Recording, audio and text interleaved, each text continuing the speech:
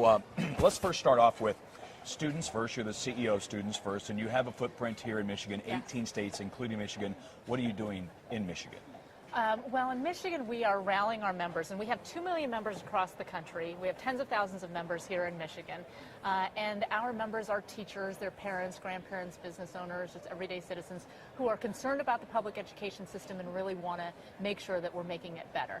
So a couple things that we're focused on here in the state of Michigan are things like performance pay for teachers. We want to make sure that the most highly effective teachers in this country are recognized and rewarded for the work that they're doing every day, that they're valued for the heroic efforts that they're engaged in. We're also involved in an effort to ensure that parents have more information about the schools that their kids are enrolled in. So we are advocating for an A to F report card system for schools, which many other states across the country have put in place, and which really make it easier for parents to understand how well their children's schools are performing. You will be speaking later on today here at the Mackinac Policy Conference. You told me earlier that you attended yesterday. Jeb Bush mentioned something about we have a self-esteem issue with parents now when it comes to their students, that they really are reluctant to hold them back if they're not quite ready to go on to schools, whereas other countries look at algebra scores. Yeah. Do you kind of have the same sort of thinking related to that in this country? Yeah, well, I think that we've got a problem in America right now in that we spend so much time trying to make children feel good about themselves that we've lost sight of taking the time that's necessary to actually make them good at things. And so we can't have a system and a society where we are teaching kids that we're going to celebrate mediocrity or participation. We've instead got to instill in our kids a sense of competitiveness, that if you're going to compete with the kids in China or Korea or India, you've got to do well. And that means working hard and really focusing. Michelle, in the state of Michigan, about 76% graduation rate. Detroit, which is where our station is located, is about 65%. Yeah. Now, Detroit has actually seen a little bit of a rise, about 5%, the state about 2%. Yeah. But still, there's a lot of work that needs to be done. Have you taken a look at Michigan and Detroit, and do you have ideas on how they can improve the graduation rate and just improve the overall quality of education? Yeah. So one of the things that we focus on at Students First is teacher quality and making sure there's a highly effective teacher in every single classroom across the country.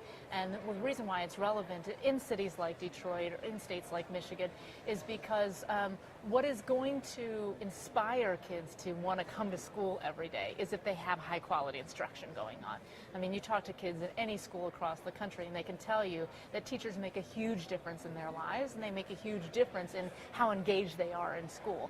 And so one of the best things that the state and the city can focus on is how do we make sure that there's a highly effective teacher in every classroom every single day. And when we talk about education, that's one of the pillars of this conference. Yeah. And I know that the state and the leaders here really believe, and it's rightfully so, that if you have a good education system, you can retain talent. That's right. And you can draw people to the state. That's right. How do you do that? I mean, the reality that all cities face across the country is that if you want to be a world-class city, you have to have a first-rate education system. If you want to attract Fortune 500 companies to your jurisdiction, the first thing that people look at is, well, is there a good school system that our executives and our workers can send their kids to, right?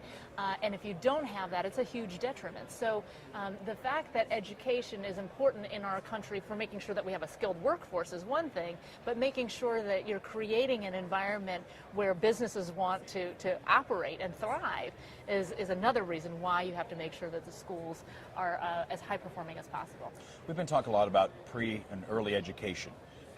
What is the critical age for a child? I mean, you hear about, well, some of the kids are lost and you can't get them back. Is there a critical age where you really need to focus? We hear so much about funding for pre-K and early childhood. Is that the place, or can you do it somewhere along the line? You know, I'm a big believer that that no kid is really ever lost, that there are always opportunities for children to be able to get back on track. Certainly early childhood is incredibly important because for many of our youngsters, particularly growing up in inner cities, they come to school, right? They step foot in kindergarten already behind their suburban peers. And that's a hard thing. So do we need to invest in early childhood? Absolutely.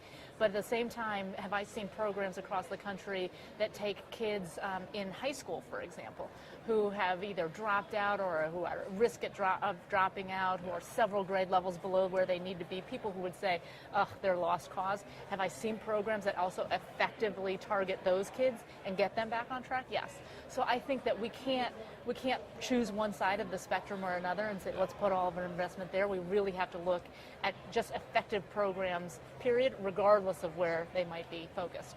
Last question on your speech today that you're going to give to the policy conference. What, if you could put it into maybe one sort of focus point that you're trying to get across today, what would that be? It would be that education has to be the #1 priority of policymakers in this nation, and particularly in Michigan. If we want our economy to recover, we're going to have to focus on fixing the public education system. Okay, I look forward to your speech. I wish you the best while you're here. Thanks. You bet. Thank you very much for your time. I appreciate it. Nice to meet you. Yeah, thanks for doing the